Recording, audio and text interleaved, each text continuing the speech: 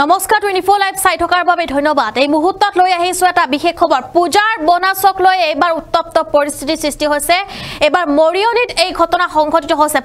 পূজাৰ বনাছক কেন্দ্ৰ কৰি এক উত্তপ্ত পৰিস্থিতিয়ে বিৰাজ কৰিছে। সবিশেষ লৈ আহিছো এই মুহূৰ্তত। সমাগত দুৰ্গা পূজা আৰু দুৰ্গা পূজাৰ পূৰ্বে বনাছক লৈ এতিয়া এনেদৰে উত্তপ্ত পৰিস্থিতি। মৰিয়নি ছয়কটা চাহ বাগিচাত উত্তপ্ত পৰিস্থিতিৰ সৃষ্টি হৈছে। পূজাৰ পূৰ্বে বাগিচাত বোনাস দিয়াৰ কথা আছিল যদিও আজি পৰ্যন্ত বোনাস নাই আৰু তাৰ বাবে এটা ক্ষুব্ধ হৈ পৰিছে শ্ৰমিকসকল। অসম চাহ নিগম আৰু জালিংগাৰ বিৰুদ্ধে বাগিচাখনৰ তিনিটা শাখাৰ কেইবা শতাধিক শ্ৰমিকৰ উত্তাল প্ৰতিবাদ দেখিবলৈ পোৱা গৈছে। ছয়কটা চাহ বাগিচাৰ কলঘৰৰ সন্মুখত শ্ৰমিকৰ প্ৰতিবাদী কাৰ্যসূচী দেখিবলৈ পোৱা গৈছে। দৃশ্য আমি দেখুৱাই আছো এই মুহূৰ্তত। এয়া মৰিয়নিৰ দৃশ্য আৰু পূজাৰ বনাছক লৈ এনেদৰে এতিয়া শ্ৰমিকসকল ওলাই আহিছে। শ্ৰমিকসকল ওলাই আহিব লগা হৈছে। পূজাৰ বনাস দিয়াৰ কথা আছিল কিন্তু সেই বনাস এই পৰ্যন্ত লাভ কৰা নাই শ্ৰমিকসকলে, যাৰ ফলত প্ৰতিবাদত নামি পৰিছে এতিয়া শ্ৰমিকসকল। এই মুহূৰ্তৰ এটা ডাঙৰ খবৰ। এয়া মৰিয়নিৰ ছয়কটা চাহ বাগিচাত সংঘটিত হৈছে উত্তপ্ত পৰিস্থিতি আৰু পূজাৰ পূৰ্বে বাগিচাত বোনাস দিয়াৰ কথা আছিল যদিও আজি পৰ্যন্ত বোনাস নিদিয়াৰ বাবে উত্তাল প্ৰতিবাদ। অসম চাহ নিগম আৰু জালিংগা বিৰুদ্ধে বাগিচাখনৰ তিনিটা শাখাৰ কেইবা শতাধিক শ্ৰমিকৰ উত্তাল প্ৰতিবাদ আৰু ছয়কটা চাহ বাগিচাৰ কলঘৰৰ সন্মুখত শ্ৰমিকৰ প্ৰতিবাদী কাৰ্যসূচী। প্ৰতিবাদস্থলীত আৰক্ষী আৰু সহকাৰী শ্ৰম আয়ুক্ত উপস্থিত হৈ পৰিস্থিতি নিয়ন্ত্ৰণৰ চেষ্টা চলাইছে যদিও প্ৰতিবাদকাৰীক শান্ত কৰিব পৰা নাই।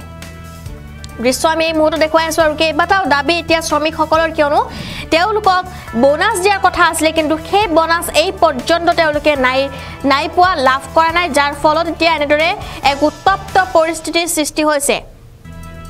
মৰিয়নিত ভয়াৱহ প্ৰতিবাদ, পূজাৰ বোনাছক লৈ উত্তপ্ত পৰিস্থিতি, বৰষুণক নেওচি প্ৰতিবাদী কাৰ্যসূচী দেখিবলৈ পোৱা গৈছে। প্ৰতিবাদ কৰা দেখিবলৈ পোৱা গৈছে। দুৰ্গা পূজাত বোনাছক লৈ উত্তপ্ত বাগিচাখন। বোনাছক লৈ উত্তেজিত শ্ৰমিকে ঘেৰাও কৰে পৰিচালকৰ কাৰ্যালয়।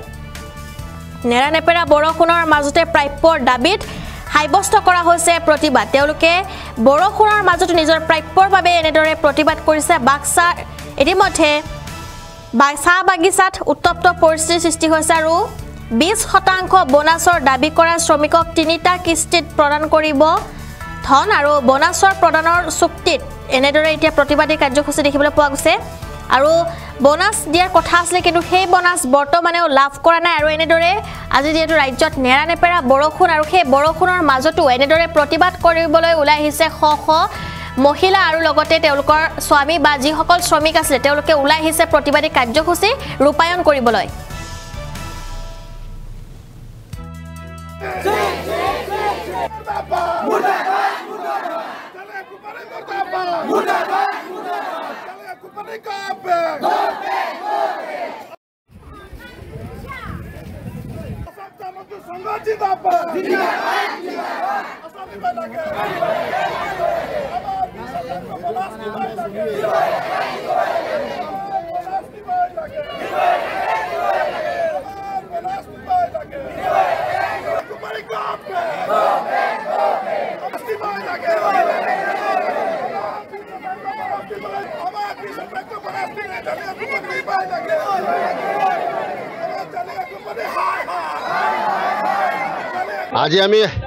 আজি ছয়কটা চাহ বাগিচাৰ শ্ৰমিকসকলৰ এই পৰিৱেশ হোৱাৰ মূলগত কাৰণ হ'ল বৰ্তমান প্ৰশাসন আৰু জালিংগা টি কোম্পানী।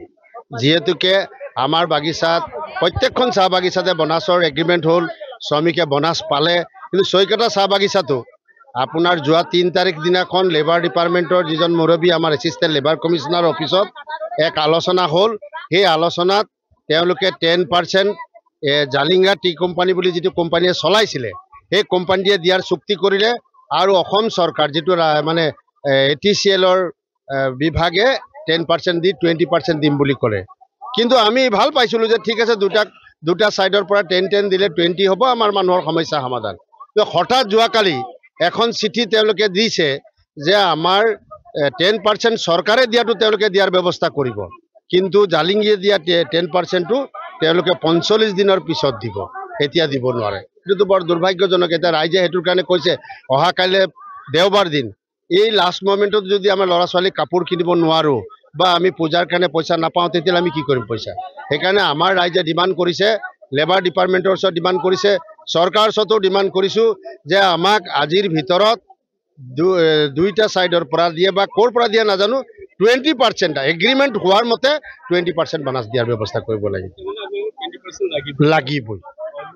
অন্যথা আমি পৰৱৰ্তী ব্যৱস্থা ল'বলৈ বাধ্য হ'ম। আৰু শ্ৰমিকৰ এই বাগিচাখনত যদি এই বনাছৰ সংক্ৰান্তত কিবা পৰিস্থিতি হয়, তাৰ কাৰণে জগৰীয়া কৰ্তৃপক্ষ লেবাৰ ডিপাৰ্টমেণ্ট হ'ব আৰু জগৰীয়া প্ৰশাসন হ'ব, চৰকাৰ হ'ব।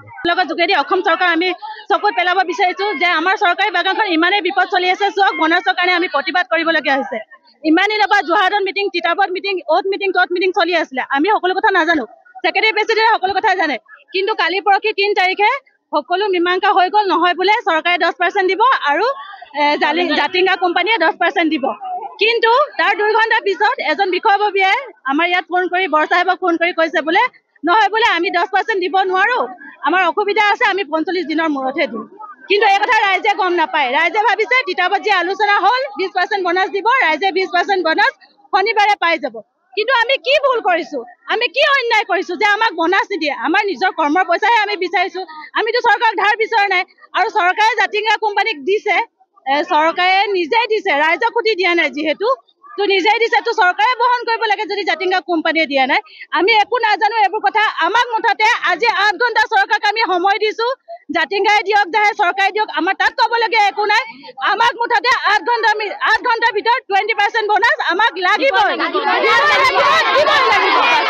আমি আমাৰ যেনিবা বাগানখন চৰকাৰে যেনিবা সমজাই দিছিলে, চৰকাৰে যেনিবা সমজাই দিয়াৰ পাছতো এতিয়া চৰকাৰে আমাৰ বনাছৰ সময় হ'ল, পূজাটো বেছি দিন নায়েই, পূজা আহি গ'ল আৰু আমাক এতিয়া যদি 20% বানাছ নিদিয়ে আমি কি কৰিম? আৰু আমাৰ ৰাইজে কেতিয়াও নামানে, যদি আমাক 20% বানাছ নিদিলে আমাৰ ৰাইজে আমি কেতিয়াও নামানো। আৰু পূজা আমি কেনেকৈ চৰ কৰিম? আমাৰ ল'ৰা ছোৱালী কিমান আছে কি আৰু কেনেকৈ আমি পূজাখন পাৰ কৰিম? সেইটো কাৰণে আমাৰ অনুৰোধ চৰকাৰক যে আমাক অতি সোনকালে 20% বানাছ দিয়ক, আজিৰ ভিতৰতে 20% বানাছ দিয়ক, নহ'লে আমাৰ ৰাইজে কি কৰিব সেইটো আমি সিদ্ধান্ত লৈ লৈছোঁ। চৰকাৰে মানি লওক, কিন্তু ৰাইজে 20% বানাছ ল'বনে নাই?